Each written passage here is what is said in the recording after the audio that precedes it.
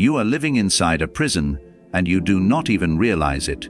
You cannot see the bars, you cannot feel the chains, but you are confined all the same. You wake up every morning and hand the keys of your mind to complete strangers.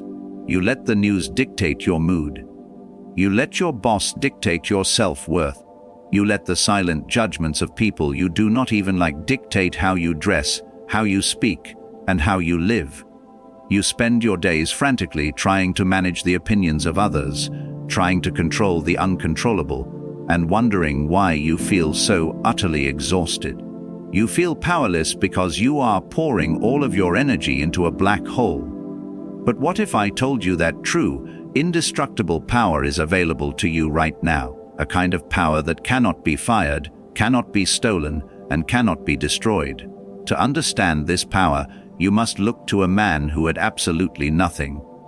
A man who was born in the lowest possible layer of human existence, yet built a mind so formidable that emperors traveled across the world just to listen to him speak. Nearly 2,000 years ago, a boy named Epictetus was born into slavery in the Roman Empire. By the time he was a young man, he was the property of Epictetus, a wealthy and incredibly cruel secretary to the mad Emperor Nero. Epictetus did not own his clothes. He did not own his shelter. He did not even own his own body. According to historical accounts, his master once violently twisted his leg in a fit of rage. Epictetus did not scream. He did not beg. He calmly looked at his master and said, "If you keep twisting, it will break." His master kept twisting, and the bone snapped. Epictetus, with a broken leg that would leave him crippled for the rest of his life, simply looked at the man and said, "I told you it would break." How does a human being reach this level of absolute internal invincibility? How does a slave look at a master who is destroying his physical body and remain completely untouched in his soul? Epictetus did it by discovering the single most important rule of human psychology. A rule so simple that most people completely ignore it, yet so powerful that it is the foundation of all true freedom. He called it the dichotomy of control. In his teachings, recorded in the Enchiridion, Epictetus stated this ultimate truth in the very first sentence: some things are within our power, and some things are not. This sounds like basic common sense, but if you look at your life, you will realize that you violate this rule every single day. Epictetus explained that the things within our power are our opinions, our desires, our aversions, and our choices, essentially our own internal actions. The things not within our power are our bodies, our property, our reputations, our jobs, and what other people think of us. Essentially everything external. Here is the brutal trap of the modern world. You are suffering right now because you have mixed these two categories up. You are trying to control what is outside of you, and you are completely neglecting what is inside of you. Let us examine the architecture of your daily anxiety. You go to a job interview. You spend the night before sweating, your heart racing, unable to sleep because you are terrified they will not hire you. Epictetus would look at you and say, "You are suffering because you are trying to control the mind of the interviewer, which is completely outside of your power. You cannot control if they like your resume. You cannot control if they are having a bad day. You cannot control if they have secretly already given the job to someone else. By tying your emotional state to their final decision, you have willingly made yourself a slave to them." The Stoic master approaches the same interview with a completely different mindset. He asks, what is in my control? My preparation, my honesty, the clarity of my answers, my posture. I will execute these perfectly. The final outcome belongs to the universe, not to me. And because the outcome is not his responsibility, the Stoic walks into the interview with absolute calm. If he gets the job, excellent. If he is rejected, excellent. He has maintained his internal citadel. This philosophy completely destroys the modern obsession with social validation. We live in an era where people base their entire identity on external metrics. How many followers do I have? How many likes did my post get? What did my colleagues whisper about me? Epictetus warned us about this exact sickness. He said, if a person gave away your body to some passerby, you would be furious. Yet you hand over your mind to anyone who comes along so they may abuse you, leaving it disturbed and troubled. Have you not noticed this? When someone insults you, or ignores you, or criticizes you, and you allow yourself to become angry, you are fundamentally saying to them, "Here is the remote control to my emotions. Please push whatever button you like." You are volunteering for slavery. True freedom is the realization that no one can hurt you without your consent. As Epictetus taught, it is not events that disturb people, but their judgments about them. The modern mind is completely addicted to playing the victim. We blame our parents, we blame the economy, we blame the government, we blame our partners for our misery. Epictetus takes this victim mentality and shatters it. He states that an ignorant person is inclined to blame others for his own misfortune. To blame oneself is proof of progress, but the wise man never has to blame another or himself. The wise man understands that external events are entirely neutral. A sudden rainstorm is not inherently bad, it is just water falling from the sky. It only becomes bad if you decide to label it as bad because it ruined your shoes. Losing your job is not inherently a tragedy. It is simply a change in circumstances.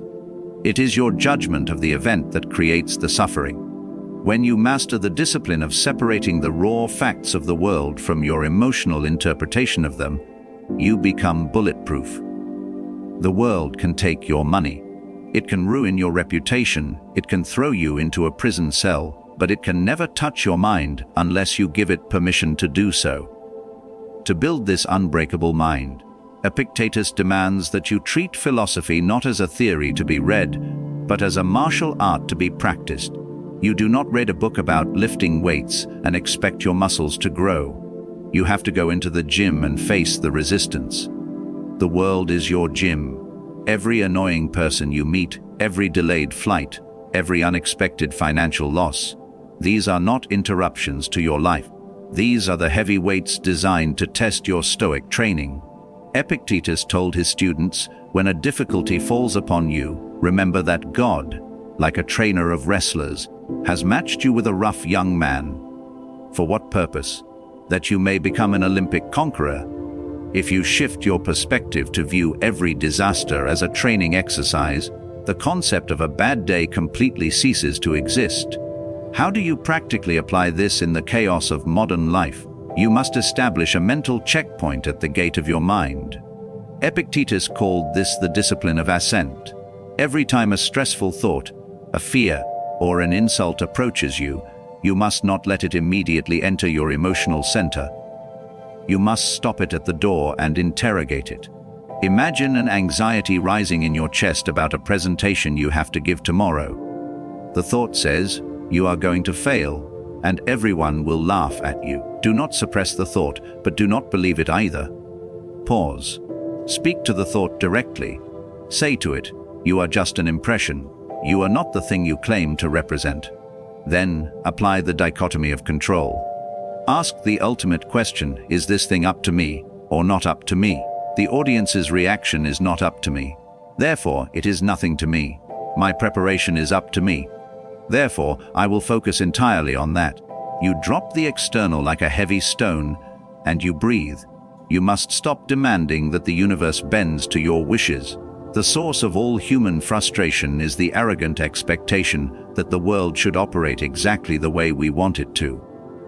We demand that traffic moves smoothly. We demand that people act reasonably. We demand that we never get sick. When reality inevitably breaks these ridiculous rules, we throw a tantrum. Epictetus offers the ultimate cure for this friction. He says, do not seek for things to happen the way you want them to. Rather, wish that what happens happen the way it happens, then you will be happy. This is the radical acceptance of destiny. It is the understanding that you are a small part of a massive, infinite cosmic machine. You are an actor in a play that you did not write. You cannot choose your role. You cannot choose the other actors. The only thing you can choose is to play your given role with absolute excellence, dignity, and grace.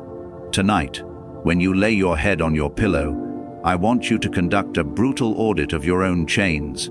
Look at the anxieties that have been draining your energy for the past month. Write them down, and then ruthlessly divide them into 2 columns. Column A, things I can absolutely control. Column B, things I cannot. You will be shocked to find that almost 95% of your suffering belongs in column B. You have been carrying the weight of the entire world on your shoulders, and none of it was ever yours to carry. Tomorrow morning, wake up and deliberately drop the weight. Reclaim your internal kingdom. Withdraw your energy from the opinions of strangers, from the unpredictability of the future, and from the ghosts of the past. Focus everything, your entire soul, on the choices you make in the present moment. Because a man who wants nothing from the outside world and fears nothing from the outside world is the most dangerous and powerful man in existence. You can choose to remain a prisoner of your own expectations, or you can choose to walk out of the cage. The door has always been open,